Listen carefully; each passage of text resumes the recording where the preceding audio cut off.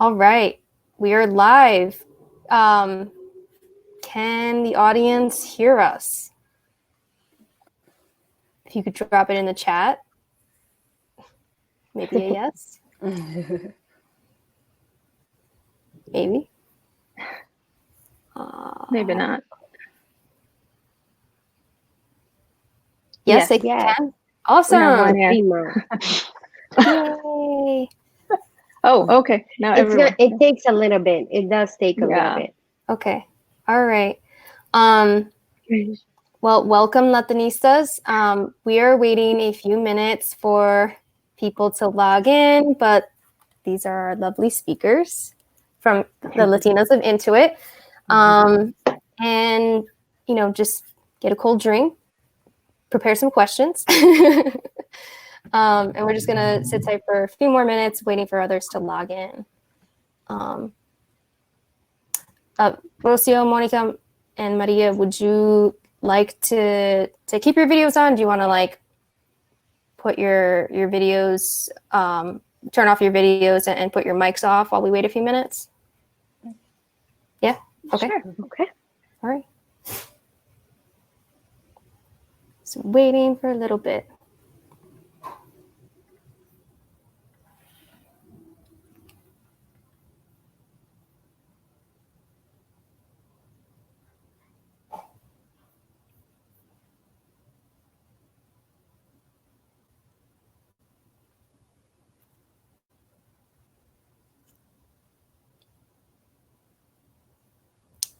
Okay. We have gotten the go-ahead to run with it.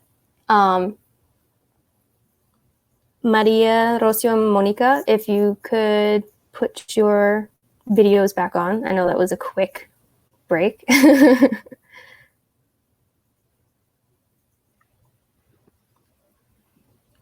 And make sure that you are unmuted so we can hear you. Hello. Yay! Okay. So I have to say I'm very grateful that you three were open to joining us and in the Latinista and our little community to share your stories. With everything being virtual these days, I wanted to go back to the heart of the Latinistas charlas. And, you three have very inspiring careers and have done so much with it. You're kicking it at INUIT. Maria, you're at Sharp now in San Diego. And, I think it's really a benefit to people to just hear real stories. We could do so many workshops and, teach people the technical skills, but, there's a people aspect to succeeding in your careers, and learning how to navigate it as a first generation person can be difficult. And you three have triumphed and have done it. And just thank you so much for coming. So, of course. I was really would love to just start with how you discovered your interests to work in technology. Like what sparked your interest to either start a career in it or pivot into this new career? Who would like to go first? Mine, I can start because mine is it's a little bit short. I did start it since the beginning of, my career in tech. I started as a software engineer. But honestly, what got me, and it's a cute story, is because I did see my brother. He was taking a programming class, and I was watching TV on his room one day, and he told me, "Look, Rocio, if you change these letters, the color on the screen changes." And for me, it was like, wow, that is amazing. So pretty much just that lighted the spark for me to say, oh, wow, I can talk to computers, I can code. So yeah, that's one of the reasons why I started. That's awesome. How old were you? How old was I? I was still in high school, not even probably 12, 13. Oh, wow. Oh my gosh, That's like the days of AIM. Yeah, right. Yeah, and dial up. And Monica, what about you? I know you're you're on the program management track, which like me is very similar to project management. And what did you come from before then, and what made you move into tech? Right. Yeah. So I actually went to school for communications, and I was very convinced that I was going to do PR. But I joined the PR club at college, and I did some like internships and stuff. And I'm like, this is not for me. But I was already like almost done with school, so I'm like, I don't know if I want to do this for another, couple of years. So I just went ahead and graduated and got my degree in communications. And then while I was going to college, I was working part-time at a startup incubator in Silicon Valley. So that was kind of like my first touch with tech. And then I moved back to San Diego after college, and I just happened to land a job as a project coordinator at an IT consulting company, and that's kind of where my life in tech started. So a lot of I guess luck, or like I don't know, but it just like felt like it fit. So and I've stayed throughout my career. That's awesome. Yeah. Maria, I know your story is very unique. You pivoted from being an education professional into tech. And what made you do that switch? What interested you in making that switch happen? And I know you wanted to transition, but why tech? So I think that's her way of saying I took the long way here, which is true. I was a public school teacher before my job as a software engineer. I was always working basically with underprivileged schools, which, as we all know, are mostly children of color, a lot of Latino kids as well, Latinx kids. And I kept trying to get the tech initiatives into those schools because that's what the kids were really interested in. And that was a good way to motivate them to do the other skills we wanted them to get, like math and English and all that other stuff. So those were never as successful, my tech initiatives, or pushing those forward. So I got a business partner, a really good friend of mine who happens to be really, really wealthy. And we wrote a charter for a public school here in San Diego. And this school was really focused more on STEM skills. It would have been 4 years of computer science, which was unheard of at the time. And then we quickly presented in front of the district and were quickly rejected. I'd like to say we were ahead of our time, so that's why it didn't go through. There were a lot of things that were very different in the public school model that we were proposing, and I think it was too much change, I think, for a typical public school in the district. So instead, I decided, okay, I'm going to have to teach kids how to code. And it's probably going to be during lunch or an after school program or some kind of weekend program. Let me go learn how to code so I can now bring this to the students. And I enrolled that summer in a boot camp up in San Francisco. And I fell in love with the code and I never went back.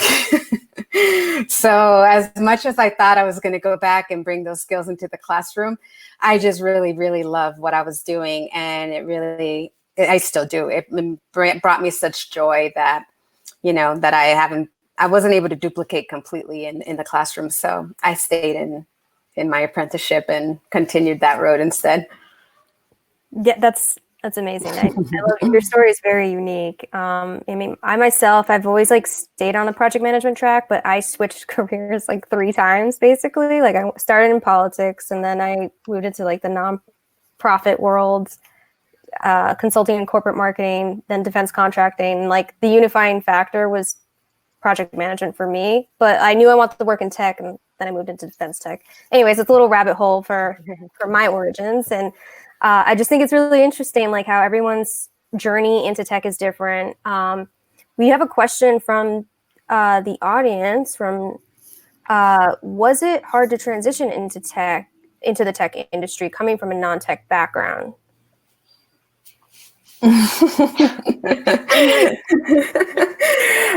Yes, and you will deal with a lot of things about. I mean, within that transition, it's there's two, right? There's like what's happening in the professional arena, getting up to skill with people who've been doing this a lot longer than you. Some of them since they were children, like Rocio, right? So this is she's the poster child for who you're going to come across in tech.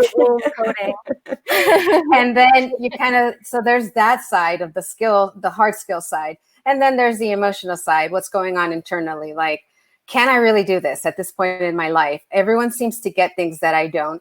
And so just learning to navigate through those and finding a process that works for you is what's really going to get you through it. Because, it's a lot of imposter syndrome, a lot of questioning your abilities. And basically, once you learn more people are faking it than you realize, you're like, oh, okay, no one really gets all this. Everybody has to Google things. Oh, I see. Everyone has 3 Stack Overflow pages opened at any given day, because nobody is expected to memorize everything and really just norming, what I call norming. That was the most difficult thing for me.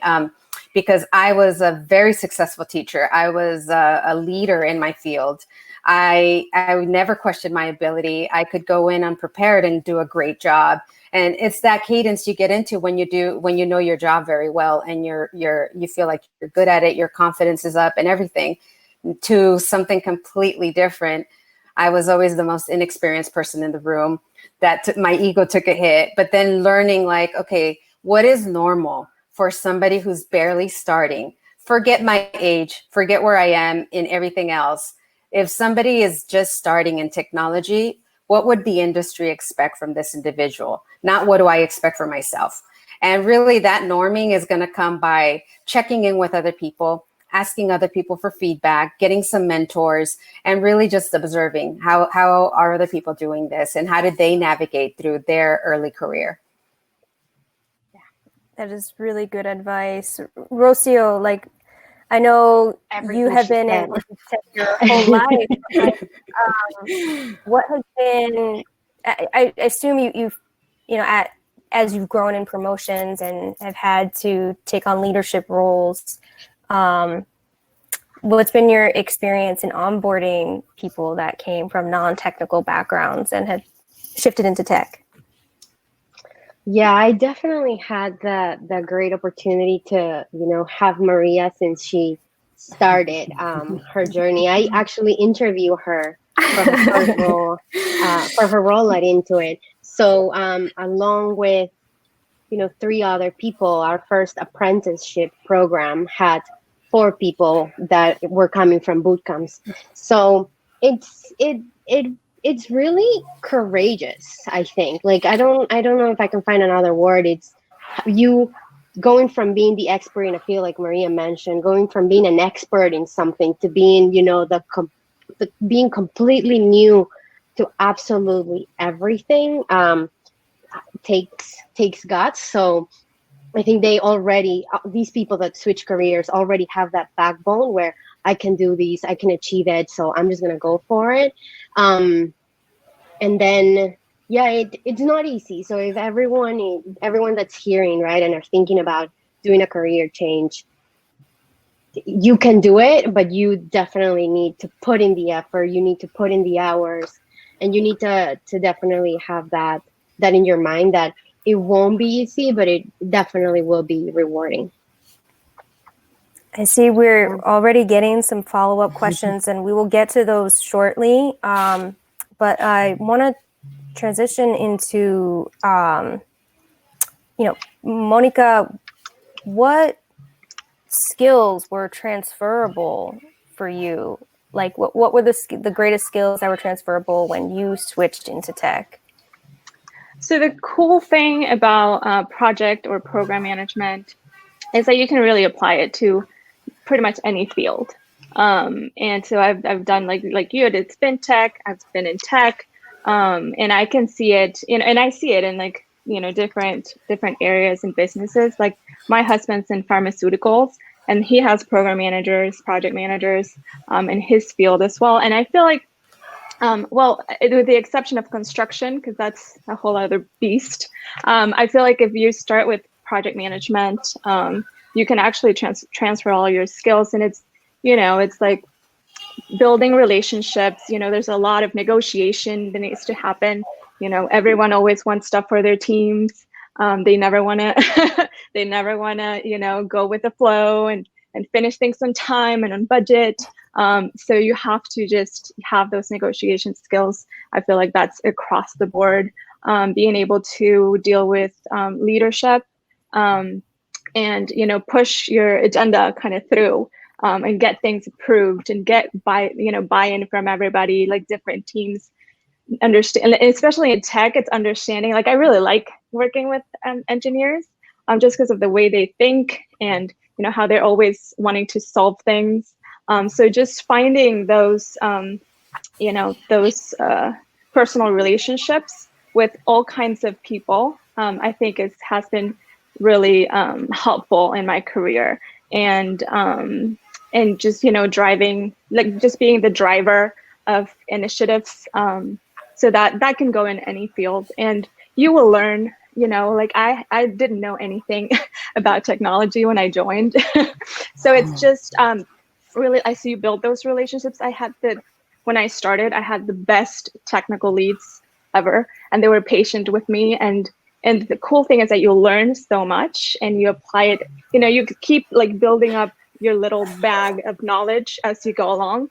And then, as you go from project to project to project to project, you'll be like, okay, I remember this, database structure from this, this other project, and let me bring it here. So I think, it's kind of relying on those who are the experts too. So with Rocio, we partner, in several programs, and obviously I'm not going to be down, heads down coding. But if I ever have a question, it's just asking the right questions too. I'm sure if I was just asking the same question over and over again, Rocio would be like, okay, I'm not going to work with you anymore. So, so definitely, the people you work with, and just learning and being receptive and, doing your research, don't just come in, just blank slate, do your research, and people will start, okay, she's, They'll notice. Let your work do the talking, right? So is there anything particularly from your comms background that was able to be applied in program management?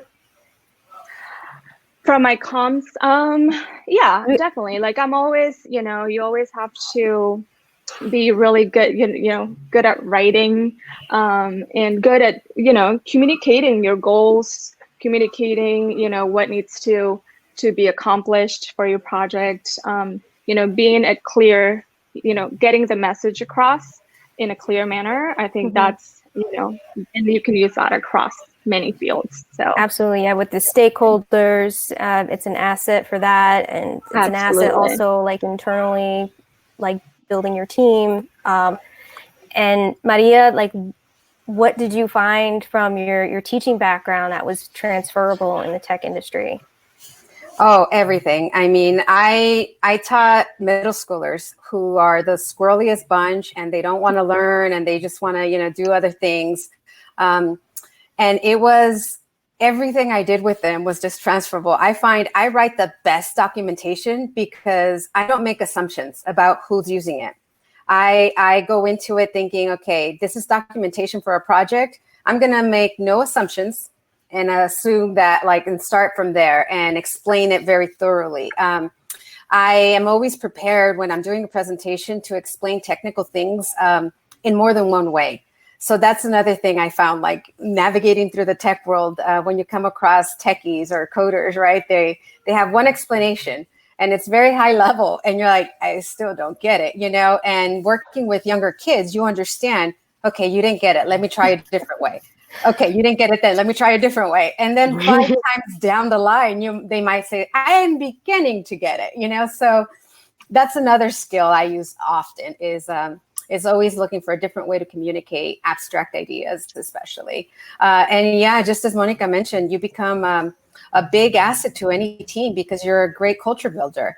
The traditional developer, or how it's been viewed, even if you look at iconic images in film and books and everywhere, is an antisocial individual that's not used to communicating. But I knew from day one, maybe from the projects I was on at INUIT and the teaching that they gave me, wherever your code lives, there's always a customer.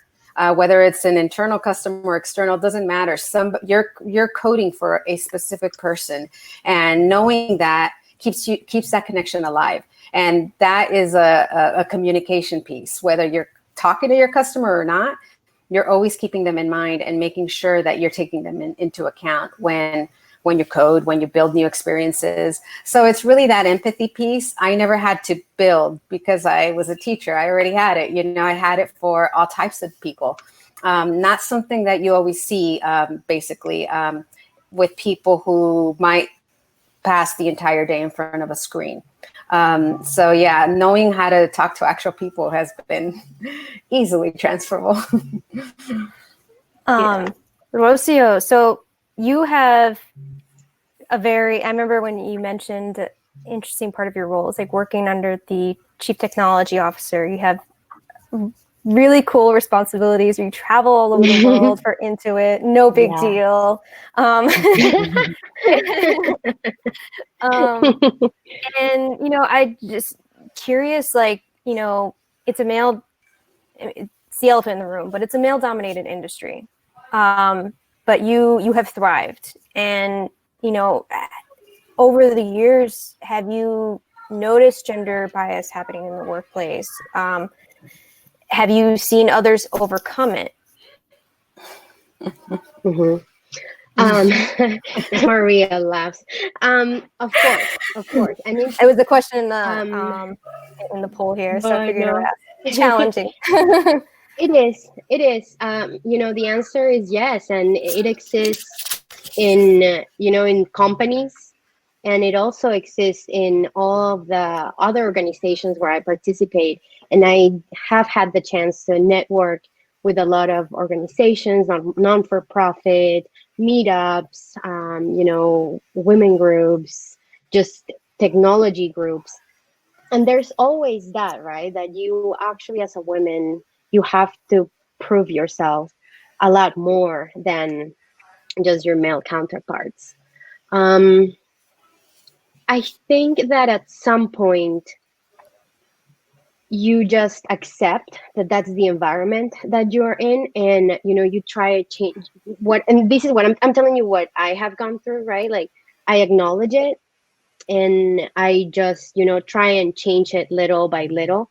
I might not be able to change it directly for me, but I try to change it for younger women and for the mentees that I have, and try and guide them and try to see if in their teams there's something going on that I can help fix. And the people above me try and do the same for me. So I think it's all about getting that we always call it board of directors, where you will get that support, you will get those people that will be looking out for you, and then you passing on to the people that are coming after you. I don't know that I have a secret. I don't know that I have an actual secret sauce for how I deal with it. I huff and I puff, and then at the end of the day, it's like, okay, well, that happened. Let's just move on. Yeah, I get that in corporate America, there's like a threshold of change that, and you just have to do it incrementally. And you've thrived in it though, which I applaud you for doing that. It's an amazing accomplishment. Like, despite these influences that try to drag us down as women and as trying to get into this industry and thrive in it. Despite the conditions of soil. Right. And at some point, there's that realization where you're going through difficult times and you're encountering these situations when you're like, oh my gosh, no wonder there's that there's that many few women, right? No wonder. Like, sometimes, you think about it and you're like, well, do I really want to be fighting here and doing all of that when I could be maybe not doing this, finding alternative solutions. But that is what, also motivates you to, I can do it. And oh, That's okay. I got lost there for a little bit. Trying to, fight that imposter syndrome that we all have. It's just a continuous thing that you have to do. And to add to that too, I want to say, like, I am a product of the work Rocio does to empower other women in this industry. So in her positions, she's always remembered to send the elevator back down. To have others come up in that same way. She was instrumental in starting the apprenticeship program at INUIT that gave people like me a chance. Not all tech companies have that, because they don't want to take a chance with people.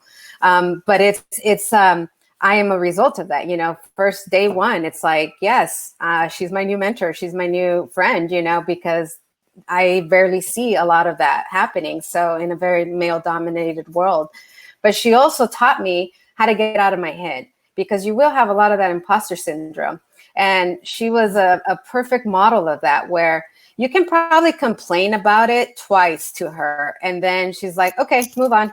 What are you doing about it? And it's true, because the more you spend in, and not to say that, this works for everyone. You can't spend your time in that headspace all the time, because that type of change is slow and it's incremental, and you may not see it in your lifetime. But what got me out of my head was not just Rocio's demands that I get out of my head, but also going and mentoring others.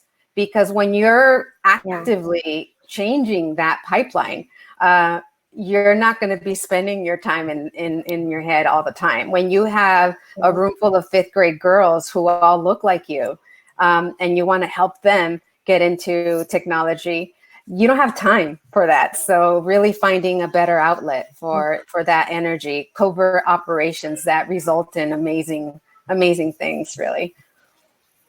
I love it. I just you ladies. So something that I've come to learn to take advantage of this year are diversity resources for professional development. I mean, the Latinista is one. We offer professional development resources for our members, but there's others that are much more specific to roles. Like we have Women in Product, we have Latina Geeks, which Rocio is a part of, and there's these women in tech groups, and then also in the firms you have Latino employee resource groups. How have you used, and if so, how have you used diversity resources to mobilize your career in tech or enter tech? Anyone want to go first? Mine will be quick, because I didn't even know that these groups existed until I joined INUIT. Like at the beginning of my career, I had no idea that was even an option. So, when I first joined, the first company that I did after college, I can't even remember if there was any other like Latino woman that was part of my teams. And also being young, and like for project management, it's a little reversed than the engineering, because I feel like a lot of like the cool young engineers is like the cool thing to be, and they're all about like video games, and they dream and breathe and everything code. But for program managers, I had a hard time, because they actually saw me as like I guess you can say a minority woman, and I'm all of the minorities, right? I'm a woman, I'm super young, so I'm like not experienced, or I don't have that power to like push my projects through, or have that impact on clients, or anything like that. So I wish I had that those types of groups available to me, to kind of tell me that, hey, you're not alone, and kind of you find a mentor. And you know, I feel like when I first started, my you know, I don't even think I had a mentor. And you know, it was just like I just went with it, and you know, worked hard. And I of course I had like my coworkers but it was like more like the coworker you know, kind of lateral thing. And you know, I even remember like at some time, and this is more on like the, you know, being young side, you know, one director like in the middle of a client meeting called me a little girl. And I'm like, I get heated. I'm like, what? So so it's just those types of things that you just have to, you know, of course it just affected me. I mean, I'm just starting my career, and someone's here, like I'm doing the best I can, and I'm actually kicking ass, and someone comes and like tries to like put me down. And it's the word, you know, and she was part of my team, and she was a woman.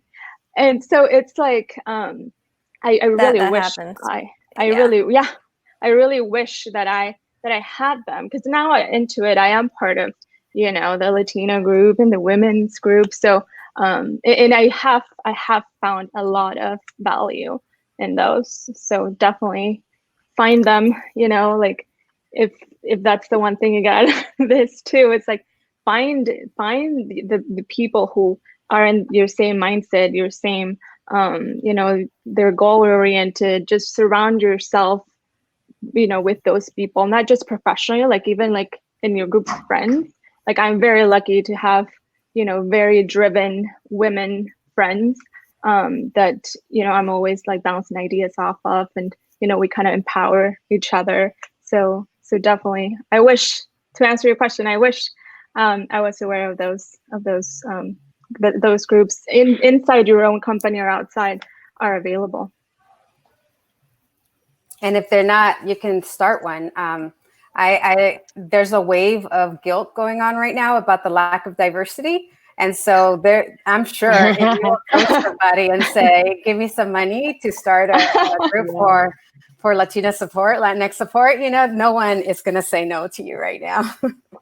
That's a good point. Yeah, someone wants to describe, like, with you can find mentorship through everyone.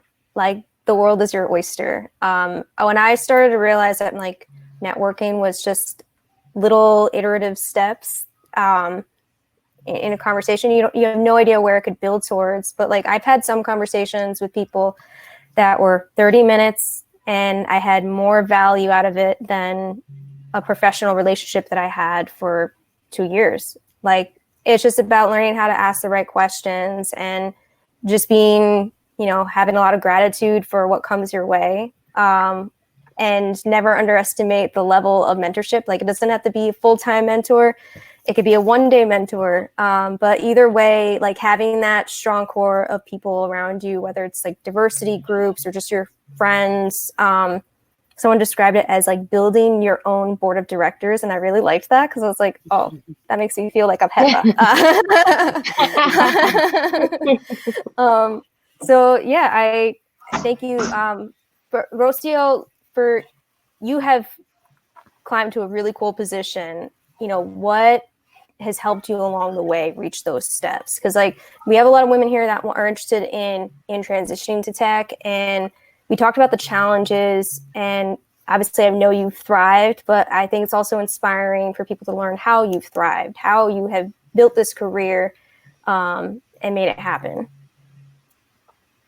I think if I have to pinpoint it specifically for my scenario right now, I would say that it was a combination of having that board of directors that I told you, right? Getting in touch with the right network, and then, like Monica mentioned, having that support group. And I would go a little bit more in that by saying getting involved in you know, areas that are just not directly related to the team that you're working on. So for example, in my case, when I joined into it for the first time, I was a software engineer, but I was working on TurboTax, right? And I volunteered to be part of the assessor team, engineering assessor team, and go ahead and interview interns and 6 months interns. So little by little, I got more involved with that initiative. And the sponsor for that initiative is Alex Balash, who is the right now chief architect of Intuit. So that's how I met him, and then that's how I met Elisa as well, which is one of the other leaders that I work with right now. So because I was involved in that initiative, I little bit got more responsibilities, and I ended up being the lead for the engineering of interviewing in my university. So in that role, which was completely a side role, right? It was not an official role. I still had my software engineering, role in TurboTax, but I was in charge now of interviewing. I had to present to Alex. I had to give him stats and what was the plan for recruiting. So that's how I got to know him, and that's how I also got to know Alisa. So when Alex kept moving teams, I kind of always followed him and asked for opportunities in his new teams, and that's what got me here. So, like I said, I think that it is a combined type of things that happen pretty much that have happened to me. And if I have to pinpoint, I would say get involved. Don't just stay in your team, in your bubble. Get to know people outside of your team. Volunteer for initiatives in your company, in your community, and get that support group that you need. I love to add it. to that, on the, sorry to interrupt, but No, it's okay. So this kind of just like light bulb moment, but it's like how I was able to join Intuit is through Rocio, and going back to like networking and stuff. So we kind of knew each other, but we hadn't, we weren't like super good friends like we are now. Of course. But then when I joined Intuit, and you probably remember, Rissy, I'm like, what made you think of me? And she's like, oh, I remembered that one time you told me you're a project manager, and then I invited her to this talk for women at the Center for Creative Leadership, because I had an extra ticket, and I went with my boss, and I just brought Rocio along. And then she's like, and your boss told me great things about. So it's just like, you never know who's listening, and which relationships are going to lead you to your next step, or help you grow, or anything like that. So back to your point, Kim, like, right, even like a quick conversation can lead to like great things. So always kind of be open for things, and you never know when something's going to come your way. Yeah. So actually, someone has asked a really interesting question. Would you say being a Latina in technology has been an advantage or disadvantage at any point in your career? I think maybe to elaborate, I guess for an example of me, I learned for my Latinidad, like, I think a core part of it is like that tenacious nature of being first gen, and like that's what I saw to be like the huge advantage. Like I was a go-getter, like I never had anything handed to me. But for disadvantages, I guess like for me personally, like I kind of struggled with learning at first, like with professional etiquette. Coming from a first gen household who like never had, this kind of job, or, the same field, same industry. So that's like my example, but I'll repeat the question so you guys can give it some thought and give your answers. Would you say being a Latina in technology has been an advantage or a disadvantage at any point in your career? Or has had its advantages or disadvantages? I wouldn't say disadvantages, I guess challenges. Right. Yeah, and I Other think than anything. sometimes, oh, go ahead. Oh, Go ahead. You go ahead. I was just gonna say, other than sometimes they say like words, we pronounce words weird because I was born and raised in Peru, so sometimes, or I don't get like when someone talks about something from their childhood that only Americans know. I'm like, what? So Okay. other than that, but I'm sure Maria had something a little more serious to say.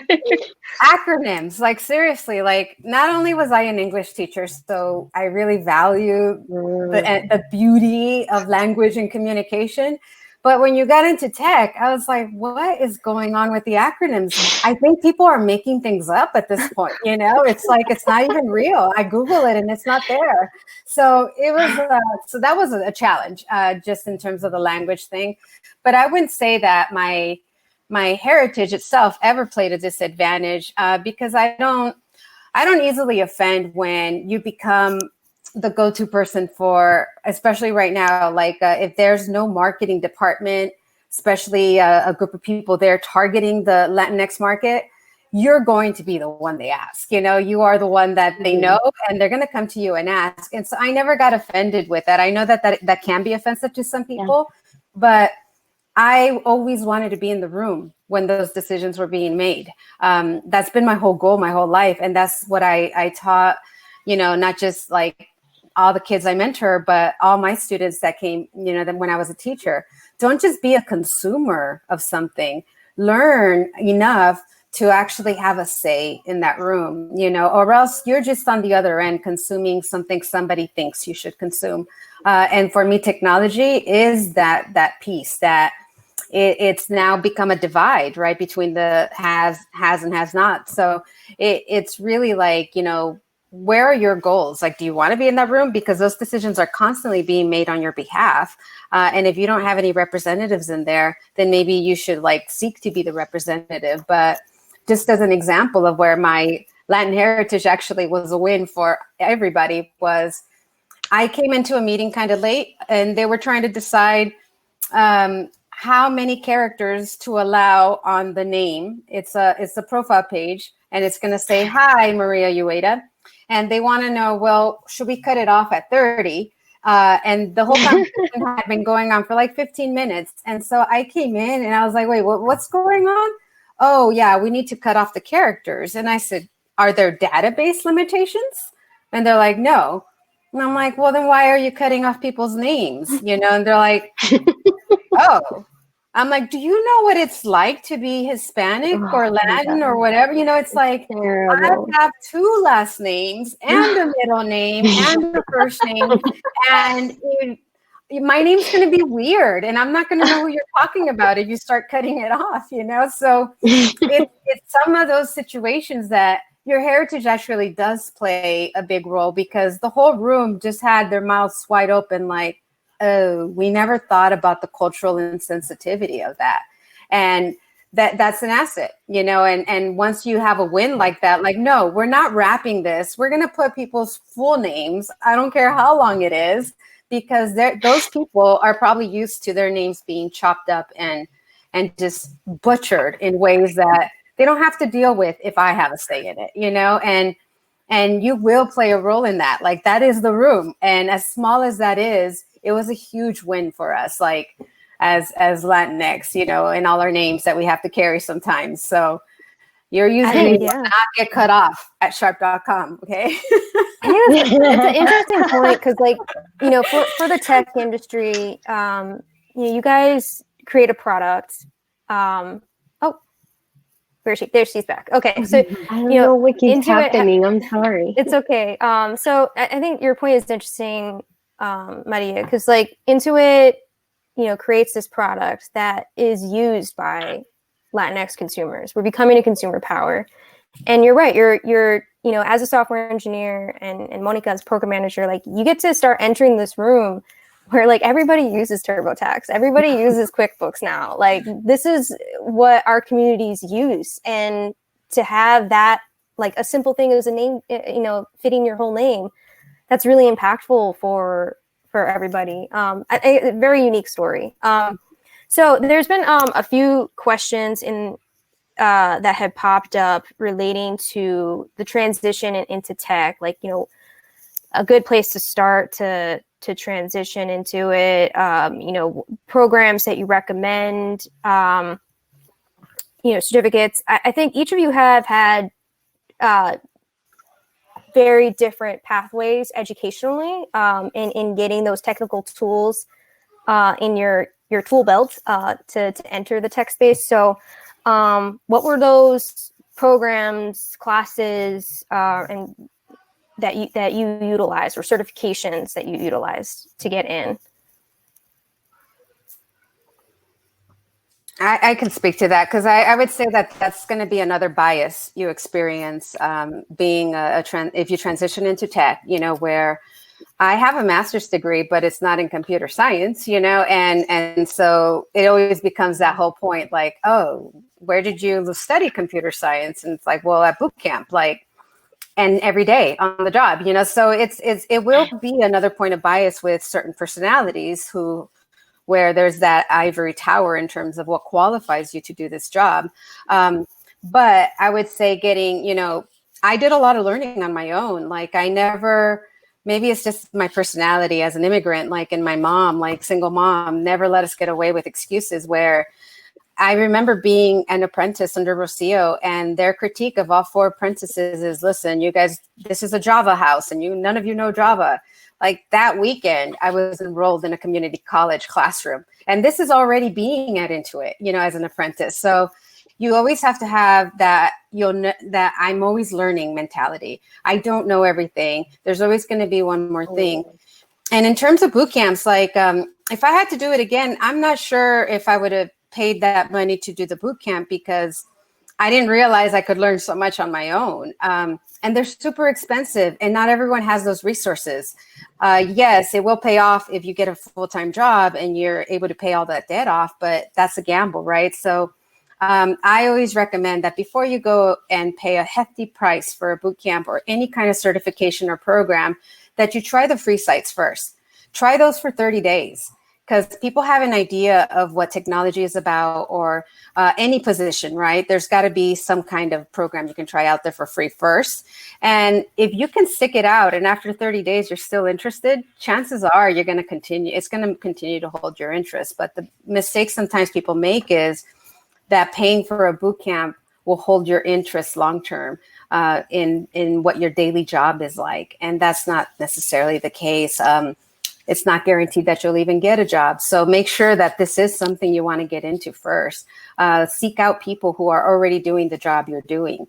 That can be through meetups, through LinkedIn. LinkedIn is a great place because everyone loves to talk about themselves and tell you how they got there, So if you just like shoot an email to somebody who already has that position, they'll explain to you what the job is. Like, hey, what do you do on any given day? What does your job look like? I have a question. If you don't go through a boot camp or go through a formal education program and you study on your own, how do you put on your resume that you know how to do coding?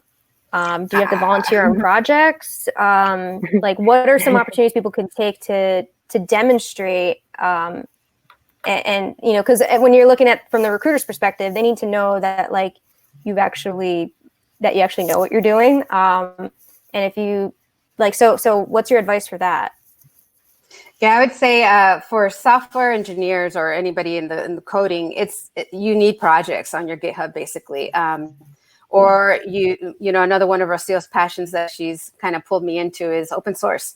You don't need any kind of certification to commit code to an open source project, and it's a great way to learn because there's a lot of beginner issues out there that you can actually commit code to right away, and you get credit for that. Like that looks amazing on your resume. And also not just the projects and that, but also volunteering. Find that volunteer opportunity where you'll actually be doing what you want to be doing, like teaching other kids how to code. There's a lot of need for that. So in the meantime, all of that counts as experience. That's great. I mean, it's kind of like making your portfolio. And can you share what open source is? Yeah, and Rocio actually has a lot of experience with interviewing candidates, so she can tell you more too of what she's looking for when somebody on a resume, basically, when somebody doesn't have a lot of experience. Really quick, what is open source? Open source is software that it's free, and it's available to modify, distribute, use for free. So all this code lives on different platforms. The most popular is GitHub. So people like me, like Maria, even Monica has contributed to open source. You can go find a project, create a project. Let's say that, I have this idea of an app that I want to do.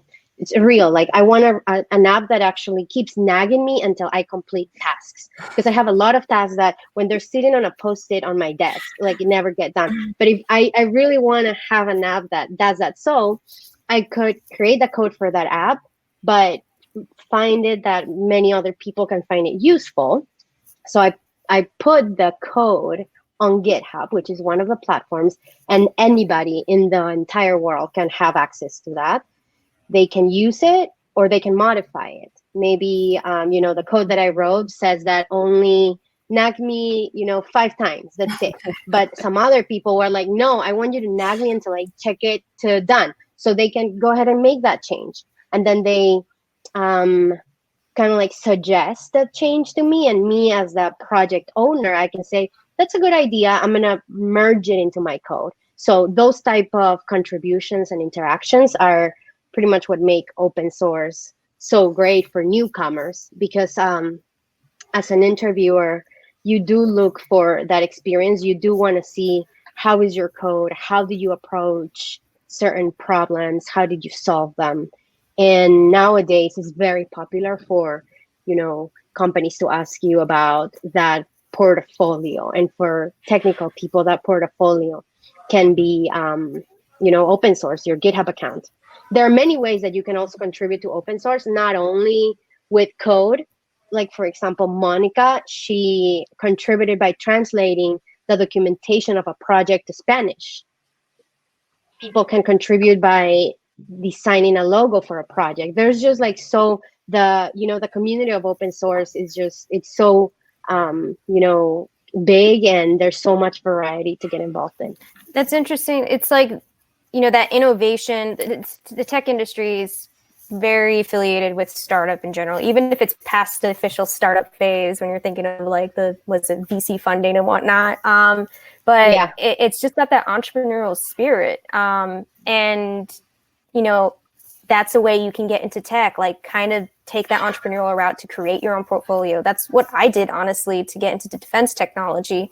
I did marketing consulting, and I did it through the lens of program management. And I just, every time I came in for my next interview, I just kept showing more projects. That's pretty much what I did. So Rocio, like, from your perspective of having done, doing the interview process for candidates, and growing as a leader, like, do you think that, people that go that route and create their own portfolios or go through boot camps, that they are just as equipped as, let's call it, the legacy candidates that have, gone a formal computer science degree route? I mean, if you're asking what we take into account, and we do this for, whether they come from a background in engineering or not, we try and look for potential, right? Rather than, can you actually solve this algorithm that I just gave you? Most of the times we're telling the people that we interview to speak out loud, just so that we can hear their thought process and we can understand what are the options they're considering, what is that thought process, and how are they approaching the problem. Obviously, if you come from a boot camp, we do need to, dig deeper and see that you can understand even what we're asking you, that you have those skills to go ahead and figure out a problem, even if you just don't know it, right? And definitely having that portfolio of projects, and for us to be able to see the code that you have created, it's definitely a must. Monica, for program management, did you, similarly build your portfolio to showcase, like, for entering into tech, for promoting within tech? What's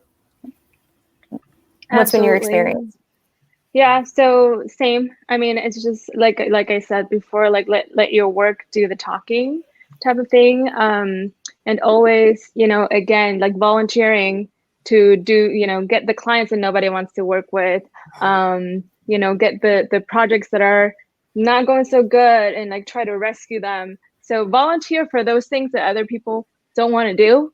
And then try, and those are the ones where you learn the most, really. So, and then, people start seeing that, and then, even, different clients start seeing that. It's like, okay, she was able to get this from here to here, and you're just not being complacent and or waiting for things to come your way, especially if you're barely, entering a certain field or something like that. So yeah, I feel like, just putting yourself out there, again, the networking. When I first started into it, I think it was my third day in the job, and I was already, reporting out to the CTO. And so it's just putting yourself out there, and now, now we have a pretty good relationship with C as well. So it's just, kind of taking that leap, and again, volunteering and taking those things that others don't want to take. I guess that's what worked for me. For the technical side of program management, I know you went for your PMP, which I'm actually studying for myself. And I have a book for you. Did you study for your PMP before entering tech, or was it after? It was after. Okay. Yeah, it was after I was already in tech. And again, like most of my career has been in tech, just in different instances. Yeah. I think just because someone else had asked in the question, like best way to transition to program management. You talked a lot about like how your skills were transferable from comms into program management. I think for myself, what really helped was talking to other program managers and asking what was your favorite project. And then from there, I was able to see things through their lens, their terminology, and then look at my own experience and just like rewrite it through that lens so they would understand it. Did you have to do that as well? So I think, I'm always trying to, even now I keep scheduling like one-on-ones with other PMOs at different, teams, different orgs at Intuit. I just met with someone from like development platform. I have another one that, from CG or, consumer group, small business. So, and, learning how they, again, like you said, like view things from their eyes. And just there's so much to learn and to leverage. You don't always have to reinvent the wheel. And I feel like both, and it goes kind of both ways. Meeting with like more senior and more junior, you will always learn from. They don't have to be like a step above. Like in pay grade or like titles. I feel like there's always, something you can learn from anybody. And to your point on the PMP, because I did find that to find the type of jobs that I was looking for at that stage in my career, because it was a little, I already had some experience. They do look for that PMP, and at least in my experience, I saw that, it has weight in the project management world. But there's, if you don't have the amount of hours doing project management, you can also take the CAPM, which is the one before that one. So, and it kind of gives you that little, step further to kind of get those jobs that you're looking for. Yeah, for myself. And, yeah. Oh, sorry, I cut you off. No, I was just gonna say that you don't need to, like, in order to get those hours. You're doing it, right? So in order to get the hours that you need for your PMP, you don't have to. Project management, like there's so many people who, and you don't need to have the title. You don't need to have the title to be able to to put hours down for your certification. So even if you don't have the title, but you have done things like, get goals for a team and, keep things under budget, within scope, within timeline. I mean, I'm sure at some point you have done that at some team that you've, led. So it's definitely, transferable if you want to kind of make that shift and start taking those certifications. So it's 100%, you don't need to be like 5-year project manager to be able to get a PMP. Yeah. Now, I know there's, different, I feel like there's new entry ways into tech where you can come in as entry level. And there's also this thing called returnships, which is similar to what Maria came in with the apprenticeship program. Rocio, does INUIT still have that, the returnship program? And if so, like, can you describe what it is and how it's different from coming in entry level? Right. We don't have the apprentice program anymore. We have now just merged that into the regular engineering interviews.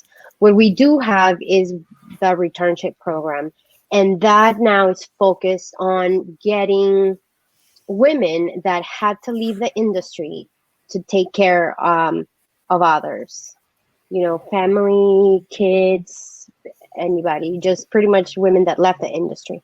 So yes, you can apply to the returnship programs, but like I said, it's now it's different. It's Gotcha. The okay. focus is different, not just for people who switch to technology.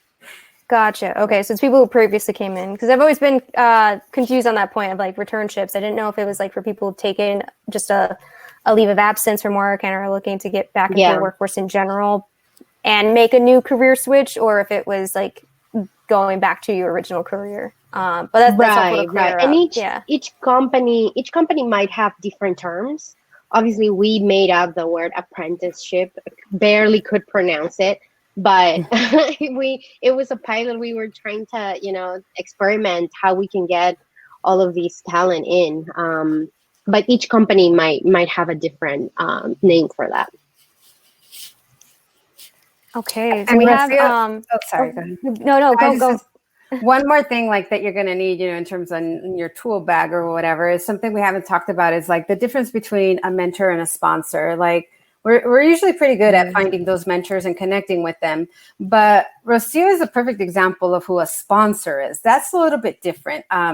She started off as my mentor, but as she rose in her career, she was in those rooms that were making decisions about what projects are we doing? Who do we want on these projects? And really keeping an eye on people like me and actively meeting with me and saying, okay, here's the next things you got to learn. Here's what you got to be doing to get ready for this step. And it was very different than a mentor, because the sponsor is going to be the voice that recommends you in that room.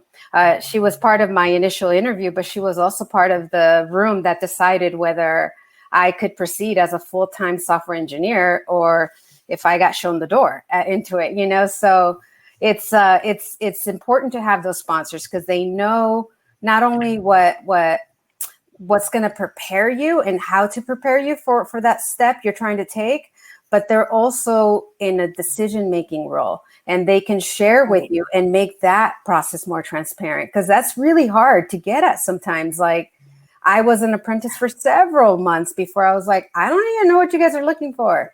But when you find a sponsor, they'll tell you exactly what they're looking for. And it's almost like a checklist. Like, did you do this, and that, and she goes in there, not just with a recommendation for me because we're trying to get more diversity, but because she's been active in my growth and has participated in getting me to that skill level that it's not lowering the bar, it's more raising those candidates up to meet this bar and making that bar very transparent. And that's what a sponsor will do for you. 100%. Yeah, okay. That's actually very, very important. I'm glad you mentioned it, Maria. It's someone that actually has that ability to take action is someone that you should definitely have on your side. So I have 2 remaining questions that I wanted to cover from the Q&A box. Someone asked, and I'm smiling because like I know it's there. Someone asked like, how is the company culture at Intuit, especially for a Latina? And from what I remember at my first Latina Geeks event at Intuit, their game is strong. They had a strong Latinx network. So what what do you think of the company culture? What makes it unique from others? What's it like? I miss it. I was at Intuit for about 3 years and then transitioned over to something that was more aligned with where I wanted to go in my career. And I really miss the company culture there because there is an engineering culture that I don't typically have in my new job. Sharp is healthcare, and the coders are not the rock stars there. It's the doctors, which is great. They do good work too. But the difference being like, when there's an engineering culture and you're at that cutting edge of, hey, not only are we consuming and bringing in the latest technology, but we're creating it. There's a different feel. It's more like a startup feel, like a feel of innovation versus where I'm at now. I'm in the tech department, but we're definitely not on that edge. We wait for everyone else to try it for a good 10 years and then we'll consume it, So it's a different energy altogether. I miss that engineering innovation culture that you find with what I would say true tech companies like Intuit. But not only that, I think they had a great Latinx group there that was so supportive of anybody. And although there were very few female Latinx engineers, I think you're kind of looking at most of them right now. We're missing Letty. Yeah. So that's not indicative of Intuit. That's indicative of our pipeline, is what I like to say. There are some people that would say that's, well, we just pull from whatever talent is available. But no, I think there's something else going on. And I think Intuit does a great job of trying to find that potential and seeking it out. And not all companies do that. So I would say the culture there is going to be supportive of technology, fast-paced, super fast-paced. It's not where you expect to take a unlimited time off, and come back from your sabbatical a few months later, and you're like, no, that's not the place, So those are some decisions you should consider too. Like, there's a diverse set of tech companies, or getting into technology doesn't mean you go to a specific tech company like Intuit, the Facebooks, the Googles. I'm in tech and I'm in healthcare, and I'm able to make a bigger difference there with my skills than I was at Intuit, just because, I'm now a big fish in a small pond versus like the same size fish as everyone else, So it really, like, you have to align with your goals and really seek that company out. Interview that company's culture through Glassdoor, like seek it out. What are the employees saying? Oh yeah, anonymously, what do employees say about the culture? And go to their meetups if it's a company that offers on-site opportunities like Intuit does. Go and see, because you're going to meet a lot of Intuit employees there, and you're going to see what it's like if you were working there. Like, how do they interact with each other? Yeah. And that's actually, Rocio and I are in the enterprise architecture and tech culture team. And literally our job is to empower engineers to deliver with speed and quality. So there is a whole team, and it's just making sure that you pretty much have everything you need to be successful and deliver to our customers. So yeah. That's awesome. I like that it's very people-centric, and you get to drive that company culture by being a part of it. The last question, and I think it's a good note to close with, is if you had to give advice to a new Latina coming into the technology industry, what would you say?